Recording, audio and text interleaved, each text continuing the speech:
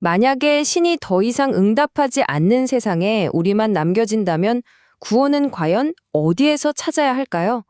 넷플릭스 프랑스의 새로운 오리지널 시리즈 암살자 네로가 바로 이 무겁고도 근본적인 질문을 우리에게 던집니다. 지금부터 이 어둡고 깊은 세계 속으로 저와 함께 들어가 보시죠. 시리즈는 바로 이 한마디로 시작됩니다.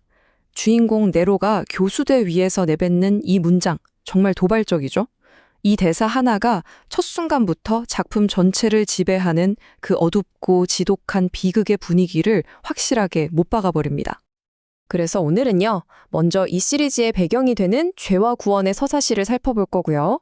그리고 이야기의 가장 핵심이죠. 아버지와 딸의 비극을 따라가 보겠습니다. 그 다음엔 이 작품이 던지는 철학적인 질문, 또 독특한 스타일, 그리고 마지막으로 이 대담한 시도에 대한 평가는 어땠는지 이런 순서로 한번 차근차근 짚어보겠습니다. 자, 그럼 먼저 이 이야기의 무대부터 한번 들여다볼까요? 시간은 16세기 프랑스고요. 배경은 끝없는 가뭄 때문에 모든 게 다 말라 죽어가는 정말 황폐한 땅입니다. 이 절망적인 세계를 이해하려면 딱 세 가지만 기억하시면 돼요. 첫 번째, 모든 생명을 앗아가는 끔찍한 가뭄. 두 번째, 이게 다 인간의 죄 때문이라며 신의 징벌을 외치는 교회의 광신. 그리고 마지막으로 바로 이 혼돈의 한가운데서 자기 운명을 바꿀 마지막 임무를 맡게 된 냉소적인 암살자, 네로가 있다는 겁니다. 분석을 보면요. 이 시리즈는 그냥 평범한 시대극이 아니에요.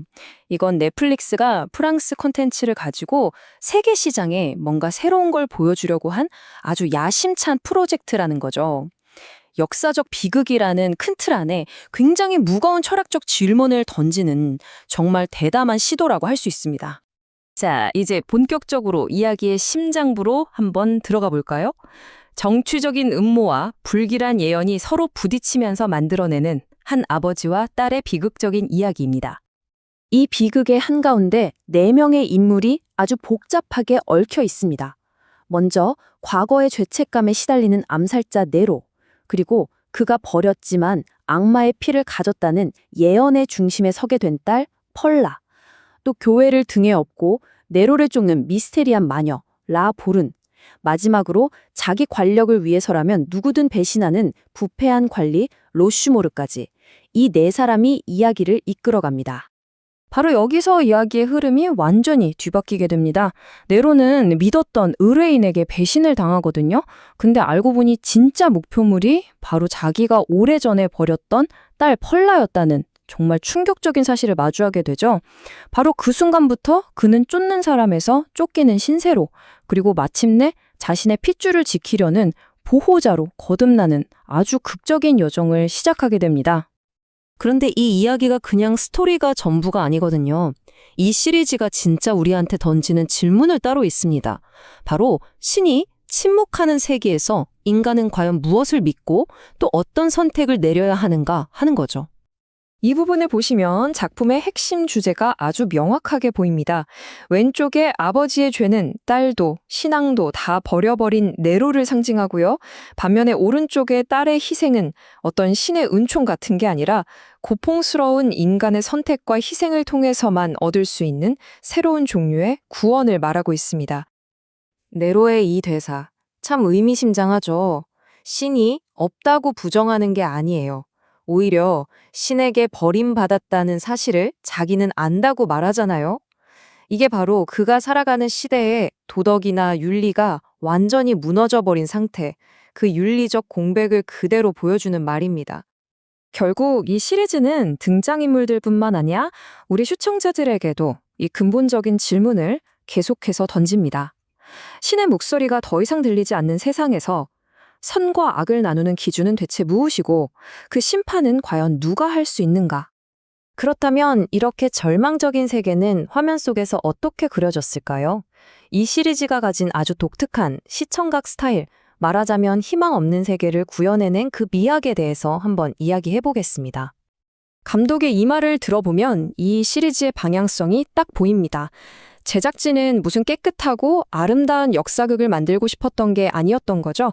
그보다는 16세기 프랑스의 그 꿉꿉한 냄새와 먼지, 그리고 그 거칠고 축축한 죽음의 질감 자체를 화면에 그대로 가져오고 싶었던 겁니다. 이런 의도는 아주 구체적인 미학으로 나타나는데요. 화면은 온통 칙칙한 회갈색과 젓갈색으로 가득 차 있고요. 빛과 어둠을 극단적으로 대비시켜서 인물들이 항상 그림자에 반쯤 잠겨있게 만들죠. 또 카메라는 쩍쩍 갈라진 땅이나 마른 핏자국, 썩어가는 나무 같은 이미지들을 계속해서 보여주면서 도덕적인 기준이 완전히 사라져버린 세계를 시각적으로 정말 처절하게 그려냅니다. 소리도 마찬가지예요. 보통 시대극에서 듣는 그런 웅장한 오케스트라 음악이 아니고요. 낮게 깔리는 전자음하고 아주 건조한 드럼 비트를 사용합니다. 이걸 듣고 있으면 마치 신이 떠나버린 텅 빈 성전 안에 홀로 있는 듯한 그런 종교적인 공허함이 느껴지죠. 자, 그렇다면 이렇게 야심차고 대담했던 실험, 과연 어떤 평가를 받았을까요? 마지막으로 비평가들의 엇갈린 반응과 이 작품이 남긴 의미를 한번 정리해 보겠습니다. 평이 정말 극명하게 갈렸습니다. 보시는 것처럼 그 압도적인 영상미나 배우들의 연기에 대해서는 거의 모두가 찬사를 보냈어요. 작품이 품고 있던 그 야심 또한 충분히 인정을 받았죠. 하지만 이야기의 전개 속도가 너무 느리다거나 전체적인 서사가 좀 엉성하다는 비판도 꽤 많았습니다. 이런 비판을 딱 한마디로 요약하는 말이 바로 시각적 포만감이라는 건데요. 이게 무슨 뜻이냐면 촘촘한 서사를 쌓아 올리기보다는 감각적이고 영화적인 체험을 주는데 너무 집중한 나머지 사실상 영화 한 편이면 될 이야기를 8시간으로 너무 길게 늘려놓은 것 같다는 지적입니다. 하지만 이런 단점들에도 불구하고 이 시리즈는 프랑스 드라마 역사에서 굉장히 중요한 작품으로 평가받고 있습니다. 전통적인 예술 드라마의 틀을 깨고 전 세계 시청자들이 좋아하는 장르적인 재미를 아주 과감하게 받아들였다는 점에서 완벽하진 않았지만 정말 의미 있는 진화였다는 거죠. 이 분석의 마지막은 우리에게 이런 불안한 질문 하나를 남깁니다. 신이 없는 세상에서 인간의 손으로 이루어낸 구원은 과연 축복일까요? 아니면 또 다른 비극의 시작을 알리는 저주일까요? 암살자 네로는 그 대답을 온전히 시청자인 우리의 몫으로 남겨둔 채 막을 내립니다.